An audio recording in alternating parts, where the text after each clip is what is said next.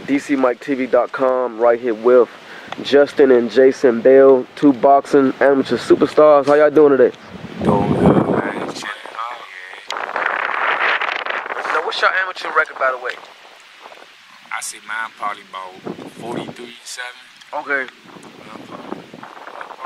the same amount. I don't keep up with it, because the amateur be focused on pros down like 45, something like that. I know I've got around like 50 plus fights. Yeah. Something like that, yeah. Okay. Who made you guys, go pro so early? Why not, get 100, 150, 200 plus fights? I mean, because we actually was talking with a few people who've been around the game long. Mm-hmm. They was just telling us like how it's time to, jump into the money range. Right. They taking the head gears off on the amateur. So it's basically pro. Right. So you ain't getting paid for that. Like, get your head beat up for nothing, you get some money. Get some money in your pocket. Right. And so it's like we was 19 when we signed the first contract. I was too young. Like, we was ready to go there. Right. Now, obviously, you guys are, you guys fought, was it Justin Hurd from Hillcrest? You guys, fought a couple big names in the amateurs. Now, you guys' name has been, in the media. You guys want to talk about that a little bit as far as, money team? You guys got any connection with these? Yeah, we had some dudes from the money team call our phone, some serious dudes. We ain't gonna get in there too much, but just know we've been talking business. Talking some business with some serious dudes out with the Mayweather team. Okay. Reaching out to us, talking to us. And so in the next month, it's just look out for us. Yeah, just look out in the next month. We've been talking. We've been talking some business with some serious dudes. So I mean, what do you think them guys seen in you guys? Seen in us? Yeah. I mean, for real, just when they seen our faces, like, I guess they thought we was mockable, and they haven't even seen us fight yet. We sent them some footage, some old footage of us sparring, and some old fighting footage, me and the National Golden Gloves, and they was impressed. Right. I mean, they team right now, they got some good dudes. I'm not knocking no dudes from their team, but I think our ability and what we capable of, like, definitely on the East Coast, we got good fighters on the East Coast. Yeah. In the D.C., Maryland, Virginia area, you know what I'm saying? So it's like, they seen us down here. They know they get talent when they reach out to the East Coast. Example, Gavante, you know what I'm saying? Yeah. They get good talent every time they reach out to the East Coast. So they seen me and my brother, some marketable look, and they know they gonna get some talent when they bring us out there. So it was like that. And plus, I think they scouting around now, so they looking for people. Yeah. So I think they probably think that we'd be a great addition to their team, which we really. Yeah.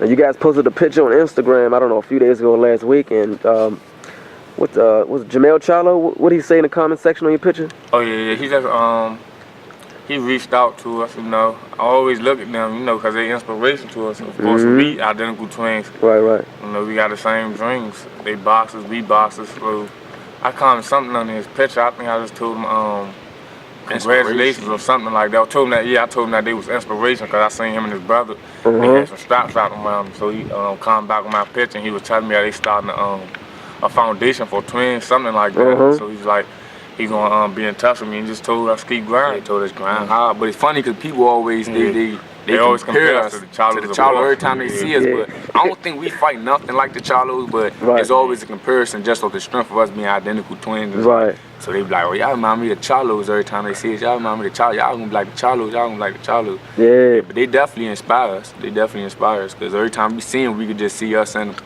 All the strength from being twins, you know what I'm saying? So they inspire us a lot. Yeah. They inspire us. But we gonna grind hard, try to be better than them. Right. For real. That's how it's supposed to be. Right. Now you guys were amateur. You guys fought at what, 170? Was it 175? Yeah. As an amateur, I first fought at 152 pounds. When I turned open, my first open fight was at 152 pounds. Okay. My brother fought 165. Okay. But I could no longer make 152 by like a pound and some ounces. So I was like, I was small and I didn't want to fight 165 because my brother was fighting at 165. Yeah. And Wayne wanted to have the bump in the tournament. So I was like, I'm going to have to go up that next weight class. But at the time, the 178 pounds was looking like Incredible Hulk. So I'm like, gas. So I'm like, after that, I was like, just all power for real. My coach was like, just get strong. I'm just doing push-ups in the thousands each night.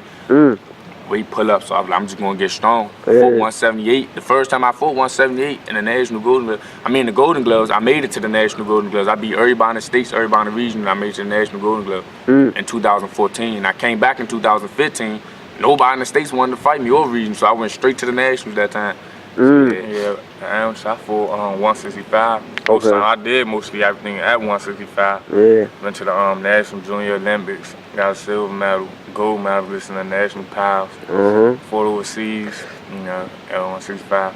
I mean, I wasn't the biggest 165, but I used my speed, I used my ability. I never backed down. So, It's we not gonna about go like 168 in the pros. Okay, you 168 and you 168 as well? Yeah, it's 168. Okay, so in amateurs, is it possible to, will they allow brothers to fight each other? Yeah, they will if they want to. Wow. If you want to, you fight each other. I mean, you want to, but I won't fight my brother. Nah. Definitely not in front of you. We probably scrap it out and close doors in the room or something, put the gloves on. We used to stay getting in the fist fights, but after that, we started getting too big to be laying fists on each other. So anytime we get frustrated, we throwing the gloves and strap it off. So. And it's intense anytime we go against each other. I'm sure. If you a twin or you a brother, you know that, you know what I'm saying? That bond make it even more intense when you get in there. Even if we done spar sometime in the gym, I throw a light little jab at him, then he throw a hard turn, so it's like after that, it's like, I need that back. And that's the mentality we keep when we get in there with anybody else. You know what I'm saying? The same mentality we get in there with each other, because we're so aggressive towards each other when we get in there in spot. So it's like anybody else, we just, you gotta work, be a man, you gotta man up in there. Right. You ain't, and I was taught growing up just be tougher than anybody else. So that's the mentality I carry when I get in the ring. I'm tougher than anybody. I don't care who you are. Triple G, anybody, I'm tougher than you. You're not tougher than me. So how old are you guys now? 20. Oh, you guys are young, wow. Remember when I was 20. So I mean, obviously, the Charlo brothers, one is a harder puncher than the other. Which one of you guys are harder punching? I want to say harder puncher, but we got different styles. I think when it comes to banging, my brother, he throw more power shots than me. Don't get me wrong, I can box too. But my brother more of a counter puncher. I'm more of a counter. I'm more of a counter fighter than he is. But we both, when we bite down, if I'm on the side of the ring and he spawn or he fighting, and the dude might be getting better, and like nothing ain't working, none of the skill, the jab, nothing ain't working, I tell him, man, be a man. He know when I say that, he go to him. You know what I'm saying? It's nothing else. Like, he go to him. It's kill or be killed. If I hear me saying, man, be a man. You got man up. He gonna be a man. He just walk to him and he killing anything in front of him. That's how I tell him. And he hit his chest. He hit his chest right there. I tell him, be a man. He go in there, he kill him. That's how we go. Yeah, I think he more of a power puncher though. Okay. Power puncher. He more of a power puncher. So I mean, what got you guys into boxing?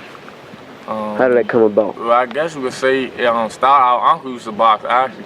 Ruben Berry. They call him Rap Man. He was in the streets heavy though. He's supposed to fight Bernard Hopkins before he got killed. He got gunned down while he was in the hospital. So I guess it kind of passed on. And other than that, it's a story how a lot of guys go, fighting in school and coming up. We was young. We in the fist like 7 years old. We got in a little like childish fist fight. So it wasn't nothing like being a bully, but like when you was towards a kid, like don't let nobody hit you, don't get. So we took it to the next level. So we went to school was fighting for any little dumb reason. They kept calling my father. Before we turned 8, our father was like, when y'all 8th birthday, we gonna put y'all in the box for them. We've been in there since. We started down Hillcrest. He took us down Hillcrest. Our uncle we ever walked in Hillcrest. Mr. McCain. He rest in peace. That's what we started with. We started with him, man. I mean, he's been going there since. Moving around a couple of gyms. We came down D Block for like 3 years. Yeah, we moved around to a couple of gyms, but it wasn't like we built the bond with some of the gyms we went to, but it was more of a career choice. You feel what I'm saying? Like, some people, they get in the gym, they like, oh, this is my family, I'm not going, but it's a career choice, you feel what I'm saying? It's still love for any gym we was at, but it's a career choice, you feel what I'm saying? We feel the best move was for us to leave that gym and go ahead. We made some decisions that we probably regret, but at the same time, you can't say regret, because I feel that we in the right spot where we supposed to be right now. And it's all in God's hands. We pray every night, so it's like, at the end of the day, you feel what I'm saying? It's a career choice. It's a business move, because it's a business. Boxing is a business at the end of the day. You want some money, I was getting punched in the head. You want to have some money at the end of the day. So it's a career choice. So what do you guys think about, fighters and amateurs having 200 plus amateur fights? Oh, that's good. Ain't nothing wrong with that. Ain't nothing wrong with it. It's good. It's like, because it's experience before it pose. You know what I'm saying? And if you can build up a good resume too, and that's good too, because the promoter's going to reach out to you, because they see that you got this experience fighting here, fighting people overseas, so that like he gonna be able to hold his own in the pros. If you go in the pros, you poise, you shot. You know what I'm saying? You got all them amateur fights, you go in there, you poise, you shot. You know what time it is. You know what I mean? You definitely seen all the different stages. My thing is, you don't want to get your head beat up too much, you know what I'm saying? Too much damage before the professional level. But that comes with styling, you know what I'm saying? Training and teaching from your coach. Yeah. But other than that, that's a good thing. Yeah, it's a good thing. That much experience. Yeah. Speaking of getting your head beat in, I mean, how would you guys' defense? Obviously, you know, I see, you know, fighters train, they, you know, work on speed and how hard they hit. But what about the defense?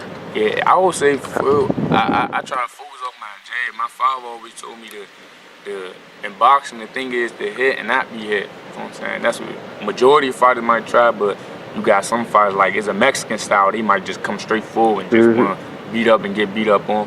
But you don't want to fight like that all the time because you ain't going to last long in the career. Right. So I'm not going to say my defense the best defense, like, but I'm definitely working on my defense. That's something I'm definitely working on even more. Yeah, because speaking realistically, I mean, it's a real world. Everything costs a price, you know what I'm saying? So you want to take some punches to the head if you choose to be in the sport of boxing. You know what I'm saying? It comes with a reward, but you also got to pay a price.